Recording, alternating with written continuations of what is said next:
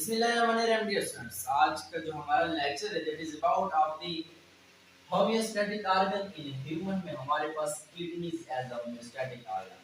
अगर आपको याद हो तो हमने लेक्चर नंबर 6 के अंदर lungs as a homeostatic organ and skin as a homeostatic organ पढ़ा था और अब हमारे पास थर्ड वन जो रह चुका था वो हमारे पास है kidneys as a homeostatic organ. यानी किडनीज गुर्दे एज के तौर पर एक होमियोस्टैटिक ऑर्गन, यानी गुर्दे एक होमियोस्टैटिक उज़ू के तौर पर। तो चलते हैं टॉपिक की तरफ। हमारे पास क्या है? Kidneys. Kidneys are the most important organ of homeostasis in human being। Kidney जो है ये मोस्ट इम्पोर्टेंट ऑर्गन एक उज़ू है ऑफ होमियोस्टेसिस, होमियोस्टेसिस की इन ह्यूमन बीइंग इंसानी जिस्म या इंसानों में हमारे पास ये जो किडनी होती है ये मोस्ट इम्पोर्टेंट ऑर्गन है होमियोस्टेसिस की, होमियोस्टेसिस की बात क्लियर हुई। अब देखते हैं कि हमारे पास इन किडनीज की काम क्या होती है।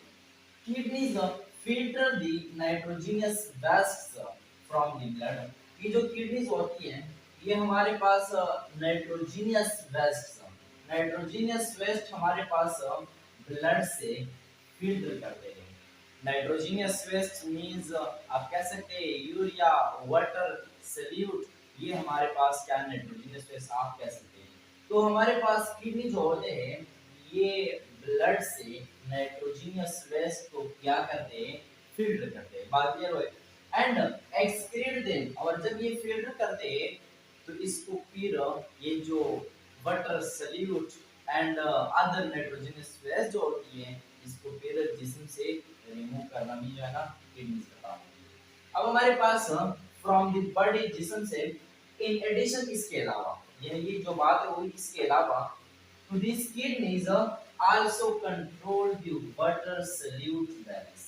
हमारे पास किडनी जो होती है ये आल्सो यानी वाटर एंड सल्यूट की जो कंसंट्रेशन है इसको भी बैलेंस करना ये किसकी जिम्मेदारी है? ये हमारे पास किडनीज की जिम्मेदारी है। बात क्लियर हो गई। अब आते हैं हमारे पास यहाँ पर if there are more solutes in the blood, अगर हमारे पास ब्लड में सल्यूट की जो मिकदार है, जो कंसंट्रेशन है वो अगर हमारे पास अगर हमारे पास ज्यादा हो जाए तो किडनीज का काम होता है, किडनीज का काम क्या होती है फिर? Kidneys excrete them. तो हमारे पास ये सल्यूट जो होती है इसको एक्सक्रीट करते हैं एंड रिटेन और रखते हैं वाटर इन द बॉडी, और जिस्म में पानी को रखते हैं एंड सल्यूट को क्या करते हैं? खारिज करते हैं। क्योंकि हमारे पास जो सल्यूट की जो कंसंट्रेशन है वो बढ़ चुकी है, यानी वो ज्यादा हो चुकी है। बट लेकिन इफ अगर देयर इज मोर वाटर, अगर हमारे पास ब्लड के अंदर वाटर की जो मिकदार, जो कंसंट्रेशन है अगर वो फिर बढ़ जाए तो किडनीज प्रोड्यूस मोर यूरिन। तो हमारे पास किडनीज क्या करती है? वो जल्दी जल्दी से यूरिन यानी पेशाब बनाना शुरू कर दी है, प्रोड्यूस करना शुरू कर देते हैं।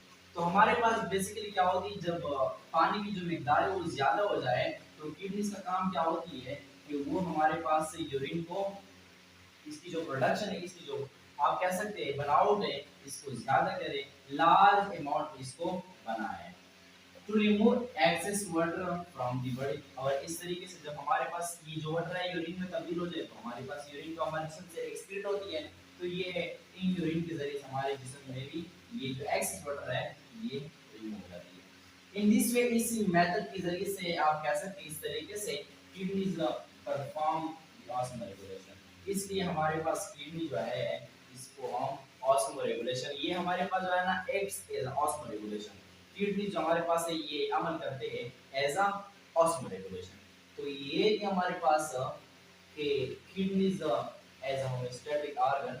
अगर आपको कोई वीडियो पसंद आए हो तो वीडियो को लाजमी लाइक करके चैनल को जरूर सब्सक्राइब करना और अपने दोस्तों के साथ भी शेयर करें ताकि वो भी इस कंसेप्ट को बेसिकली समझे। अल्लाह हाफिज़।